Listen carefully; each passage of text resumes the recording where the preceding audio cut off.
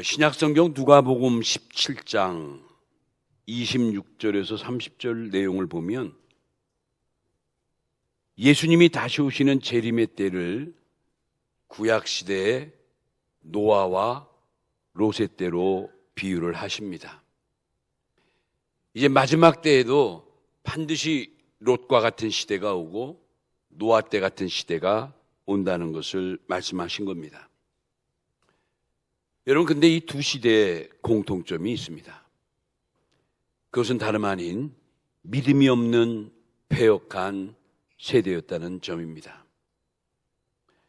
어느 시대보다도 노아 때와 롯의 때가 믿음의 그 패역상이 가장 최고치였다는 것을 말씀하고 있습니다. 그러한 시기임에도 불구하고 그 가운데 은혜의 사람 노아와 같이 온전한 믿음을 가진 사람은 결국 구원을 받을 수 있다는 사실을 바로 이 노아와 롯의 이야기가 깊은 교훈을 주고 있습니다. 우리 어머니 한자로 이신득의라는 사자성어가 있습니다. 바로 이 로마서 1장 17절의 말씀을 한자로 표현한 겁니다. 오직 믿음으로 의인이 된다는 뜻, 바로 이것이 이신득의란 뜻이에요. 여러분, 그런데 이 이신득의의 원리를 역사적으로 깨우쳐준 사람이 있는데 바로 그가 16세기 독일의 종교 개혁의 선구자 마틴 루터입니다. 엄청나게 긴 세월의 역사를 가진 이 구교가 결국은 마틴 루터 한 사람의 이 외침을 통해서 드디어 놀라운 변화를 갖게 됩니다. 마틴 루터는 종교적으로 암흑기의 절정에 오직 의인은 믿음으로 말미암아 사는 것이라는 이 말씀을 가지고 구원의 진리를 외치게 됩니다. 전 인류를 향한 이 마틴 루터의 위대한 이 선포는 우리 온 인류의 믿음의 선구자가 되기에 부족함이 없었습니다. 이 마틴 루터가 종교개혁을 일으켰던 아주 중요한 빈거가 되는 말씀이 로마서 1장 17절 오늘 본문 말씀입니다. 자, 오늘 이 시간에는 오직 믿음으로 사는 신앙의 원리가 과연 무엇인가? 한 몇 가지로 좀 정리해서 함께 살펴볼 텐데, 첫째, 내가 의인이 되는 길이에요. 우리 모두가 의인이 되는 길이 과연 어떤 길인가라는 점이죠. 오늘 로마서 1장 17절 말씀을 마틴 루터가 종교개혁의 하나의 모토로 삼은 말씀이었다고 했는데, 사실 이 말씀은 바로 이 사도 바울이 로마 교인들에게 전했던 로마의 서신에 담겨있는 말씀이기도 합니다. 이미 사도 바울은 2000년 전에 이 로마 교회 교인들에게 믿음을 강조하면서 구약시대의 선지자 하박국 선지자가 남겨줬던 말씀, 하박국 2장 4절의 말씀을 인용해서 오직 의인은 믿음으로 말미암아 살리라라고 외친 거예요. 이미 하박국 선지자 구약시대에 외쳐진 말씀을 사도 바울이 다시금 강조해줬고, 그리고 먼 훗날 마틴 루터가 이 로마서 1장 17절의 말씀을 들고 종교개혁에 깃발을 올리게 된 거죠. 여기 이 말씀은 오직 의인은 믿음으로 말미암아 살리라는 말씀은 복음에 나타난 하나님의 의를 믿는 믿음을 가리킵니다. 오늘 우리가 중요하게 기억해야 될 표현 중에 하나가 복음에 나타난 하나님의 의라는 표현이에요. 결론적인 것은 이 복음에 나타난 하나님의 의는 곧 이 땅에 오신 구원의 주 예수 그리스도를 가리키는데, 문제는 아담이 타락한 이후에 하나님은 우리 인간을 회복시키기 위해서 시대마다 때마다 하나님께서 특별한 은혜로 내려주신 것이 있어요. 바로 세 가지가 있는데, 그 중에 첫 번째가 시대마다 하나님의 사람 선지자들을 보내주셨어요. 두 번째, 그들을 통해서 하나님의 율법을 선포해 주셨어요. 그리고 마침내 그들에게 영원한 복음인 영생의 말씀도 전해 주셨어요. 이렇게 하나님은 타락한 우리 인간을 다시금 회복시키기 위해서 이 세 가지 도구를 사용하셨다는 거. 하나님의 사람들, 그리고 율법과 하나님의 영원한 말씀을 주신 거예요.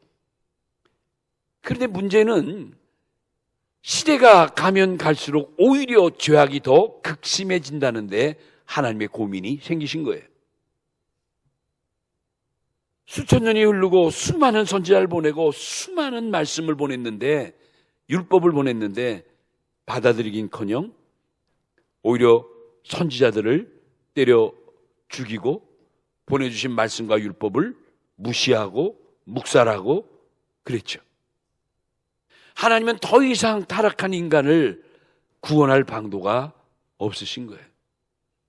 구약시대의 그 많은 의로운 도구들을 가지고 역사하셨는데도 불구하고 오히려 인간은 더 교만해지고 더 사악해진 거예요. 어떻게 해야 됩니까?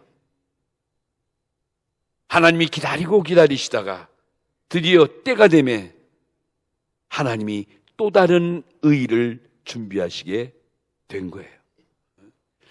구약시대의 그 많은 의의 도구를 가지고 그렇게 애써봤자 오히려 더 심각해지고 오히려 더 어려워지니까 이제 마지막 방법, 하나님의 최후의 방법을 고민하시다가 드디어 드러내셨는데, 그게 바로 복음에 나타난 특별한 하나님의 의라, 이렇게 표현하는 거예요.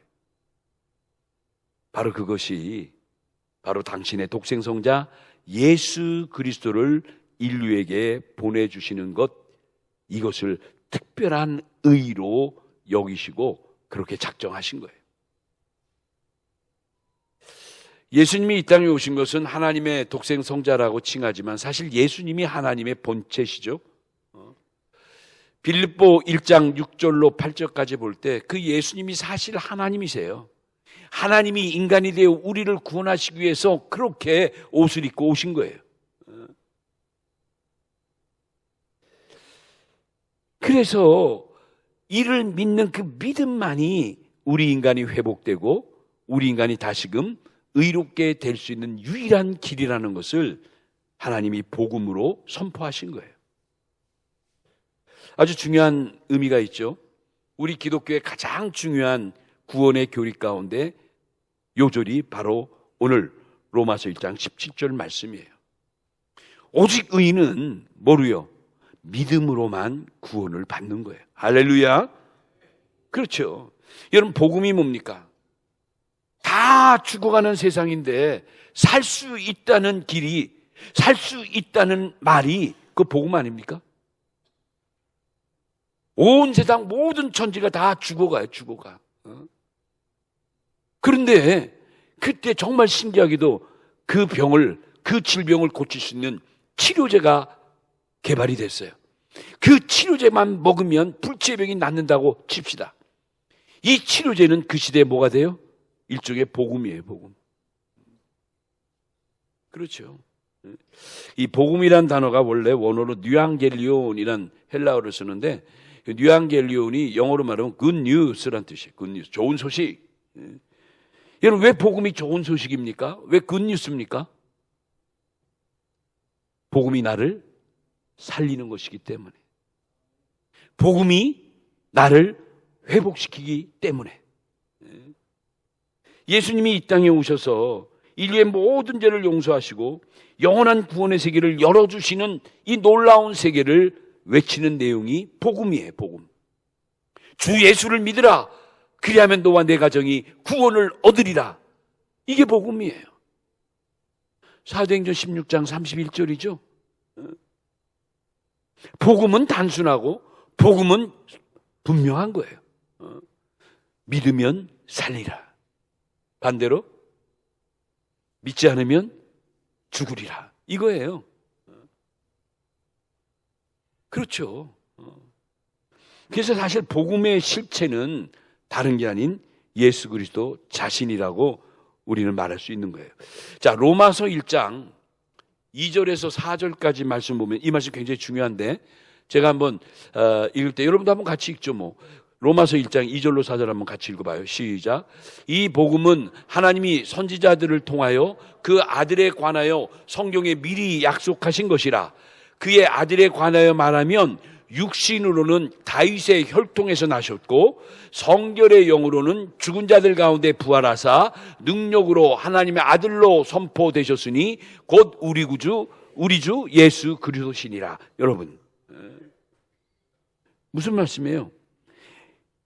구약의 모든 시대마다 선지자들이 예언했고 그 예언 그대로 육신으로는 다윗의 족보를 가지고 태어나셨고 우리 족보 공부 많이 했죠. 그리고 마침내 십자가에 돌아가시고 성결의 영으로는 죽은 자 가운데서 사흘 만에 부활하사 지금도 하나님의 아들로 우리를 위하여 하나님 보좌 우편에서 손들고 기도하시는 바로 그 주님. 그러니까 예수 그리스도야말로 복음에 참된 실체라 이렇게 말씀할 수 있는 거예요. 자, 오늘 제가 준비한 건 뭐냐면 이러한 복음은 과연 우리에게 어떻게 역사하는가 크게 두 가지로 이렇게 정리를 해봤어요. 이 복음이 우리에게 어떻게 역사하는가. 오늘 말씀을 좀 잘 들으시고요. 짧은 말씀 같지만 어떻게 보면 기독교 전체의 교리가 함축된 이런 말씀이라고도 할 수 있죠. 첫 번째, 복음의 역사는 모든 믿는 자에게 주시는 하나님의 구원의 능력이다. 복음은 모든 믿는 자에게 주시는 하나님의 구원의 능력이 되므로 그 복음 안에는 하나님의 의가 나타난다는 점을 꼭 기억해야 돼요. 여러분, 하나님의 의가 뭡니까? 모든 사람이 죄를 졌는데 그 모든 죄를 사하시고 구원하시는 그 행동이, 그 행위가 바로 하나님의 의로 나타나는 거예요. 근데 그 하나님의 의를 우리에게 덧입혀 주기 위해서 하나님은 바로 당신의 독생성자 예수 그리스도를 보내신 거예요. 서두에도 말씀드렸잖아요. 수천 년 동안 구약시대에 세 가지 회개의 도구로 선지자와 율법과 말씀을 계속 시대마다 전해줬는데 오히려 우리 인간들은 어떻게 했죠? 더 심각해지는 거예요. 더 사악해지는 거예요. 보내면 죽이고 보내면 무시하고 하나님이 한계에 도달하신 거예요. 하나님의 때가 참에 하나님은 또 다른 의를 준비해서 내놓게 되는데 그게 바로 예수 그리스도라는 얘기예요. 자, 로마서 3장 24절 보세요. 로마서 3장 24절 한번 다 같이 한번 읽어봐요. 시작. 그리스도 예수 안에 있는 속량으로 말미암아 하나님의 은혜로 값없이 의롭다 하심을 얻은 자 되었느니라. 할렐루야죠. 여기 그리스도 예수 안에 있는 속량으로, 예전 성경은 속량이라는 단어를 구속이라는 단어를 썼어요. 우리 구속사 할 때. 예수 그리스도 안에 구속의 은혜로 말미암아 우리가 값없이 의롭다함을, 다시 말하면 값없이 의인이 됐다는 거예요. 여러분, 얼마나 감사한 일이에요. 그냥 우리가 설교를 들으니까 그죠? 아멘 하는 걸로 그냥 끝나지만 놀라운 신분의 변화 아닙니까? 영원토록 죄인인데, 내가 영원토록 죄의 종인데, 노예인데, 이런 죄의 노예의 신분에서 어느 날 갑자기 주인의 아들의 신분으로 바뀌었다는 건요, 이건 뭐 기적 같은 역사 아닙니까? 있을 수 없는 일 아닙니까? 그런 기적 같은 신분의 변화가 우리에게 임한 거예요. 왜? 예수님이 오심으로. 예수님이 또 다른 의가 돼서 우리에게 오심으로, 그 예수 그리스도를 덧입음으로 말미암아 우리의 죄가 다 가리워지고 우리가 그냥 의인이 돼버린 거예요. 너무나 놀라운 축복이죠. 자, 두 번째는 복음 안에서 우리는 무죄 선언의 은총을 받았다는 점이에요. 아주 중요한 표현, 무죄 선언. 무죄 선언의 은총.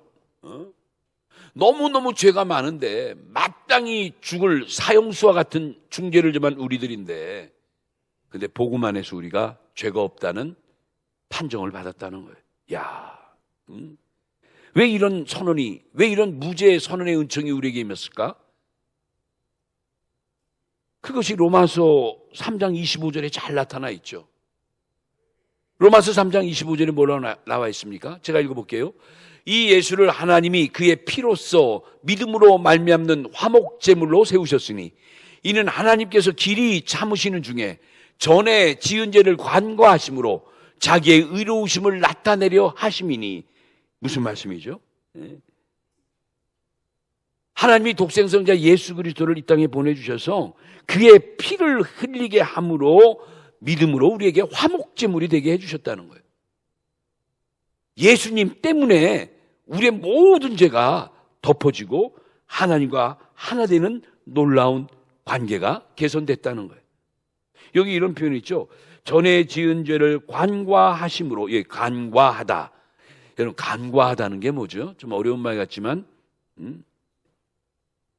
관과하다. 그냥 넘어가는 거예요. 죄는 있는데 없다 치는 거예요. 뭐 재판관 의도대로 재판관 마음인 거예요.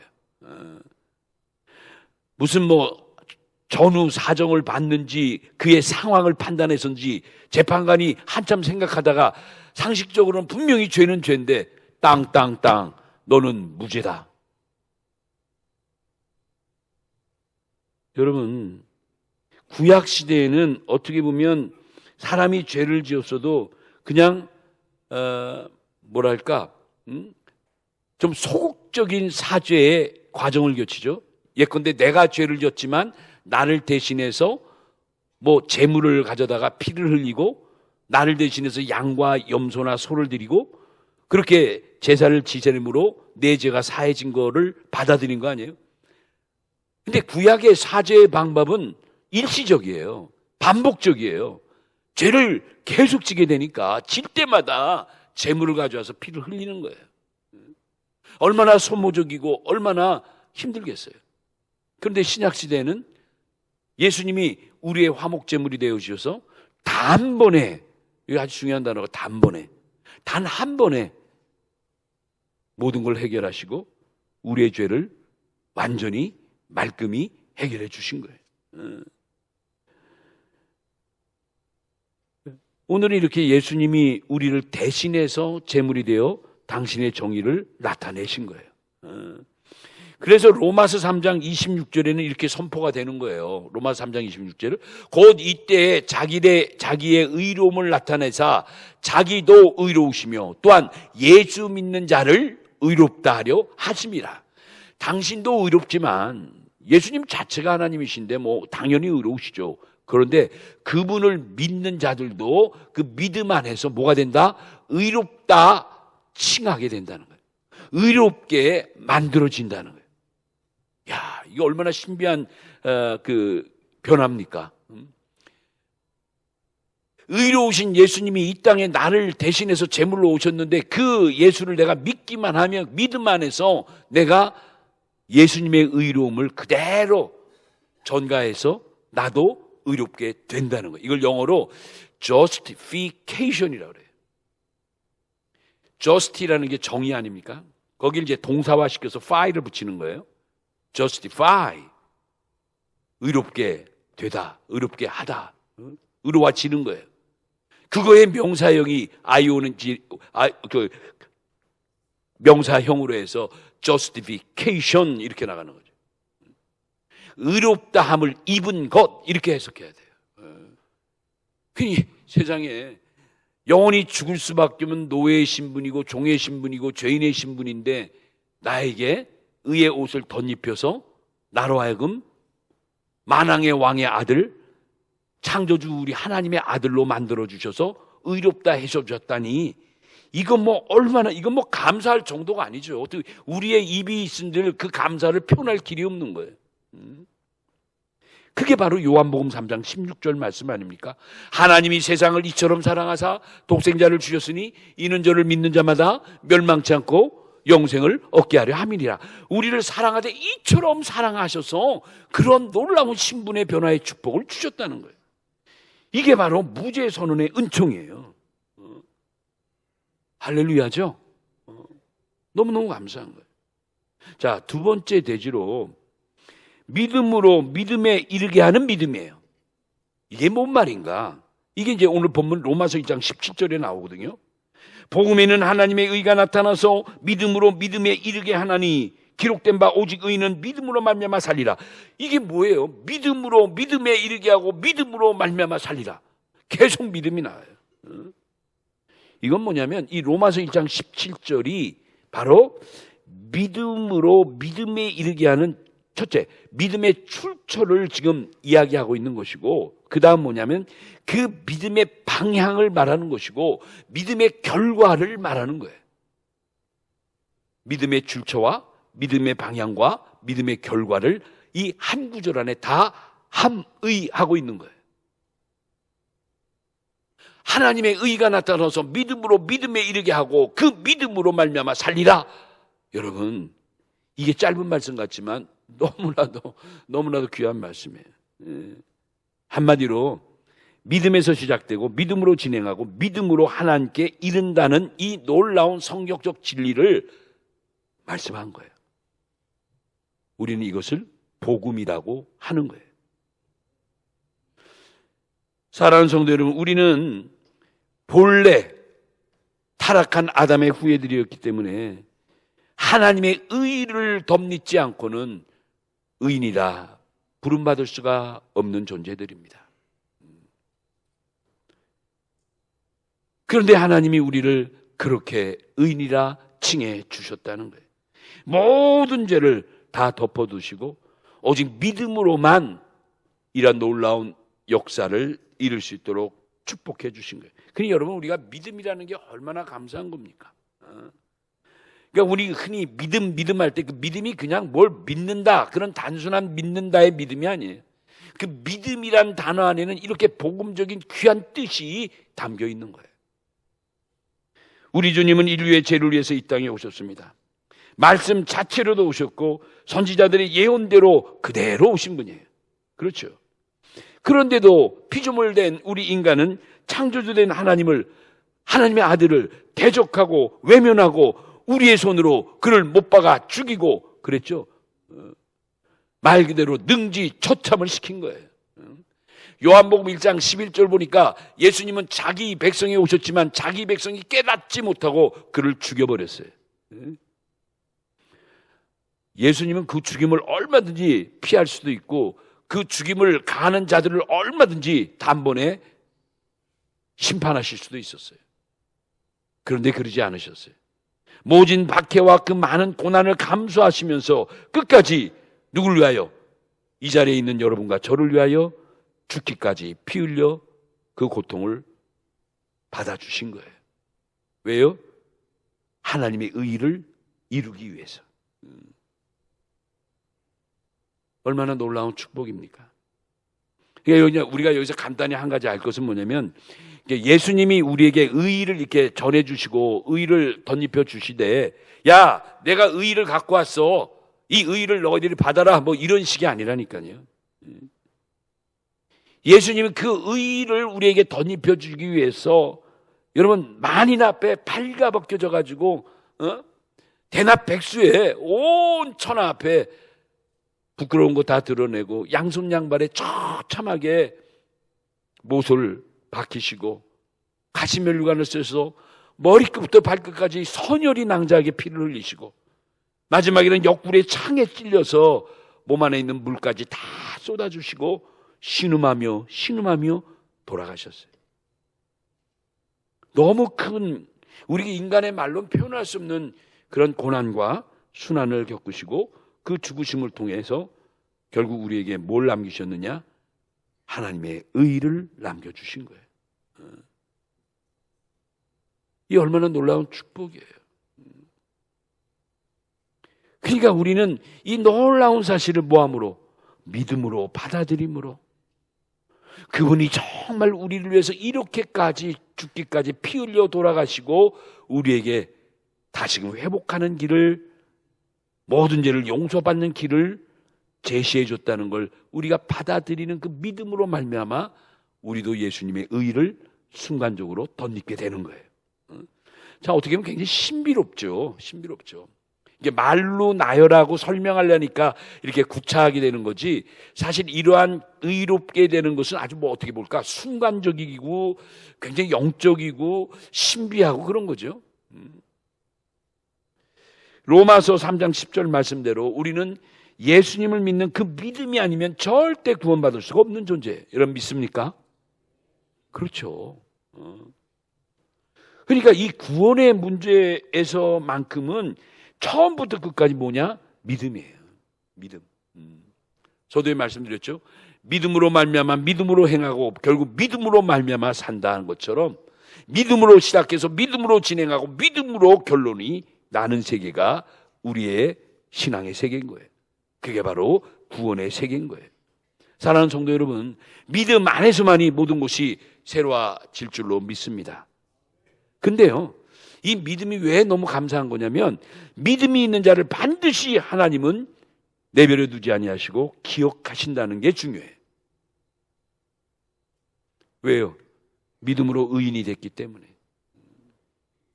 수많은 인류 가운데 그래도 예수 그리스도가 나의 구주가 되시고 나의 죄를 용서하실 분이라고 믿는 그 믿음 때문에 하나님 우리를 절대 외면하거나 우리를 무시하거나 기억하지 않거나 내버려 두지 않는다는 거예요. 이 말은 뭐냐면 반드시 기억하고 반드시 책임져 주시겠다는 뜻이에요. 뭘 통해서? 바로 성령의 역사를 통해서.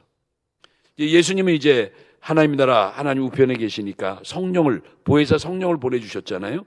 그 성령의 역사를 통해서 하나님의 택하신 의인들을 그 나라 이루기까지 지켜주시고 보호해주시고 우리와 동행해 주신다는 거예요. 할렐루야죠. 여러분 오늘 이 말씀 너무너무 감사한 거 아닙니까? 그래서 오직 의인은 뭐로 살아야 돼요? 믿음으로만 살아야 되는 거예요. 할렐루야. 결론 맺을게요. 결론.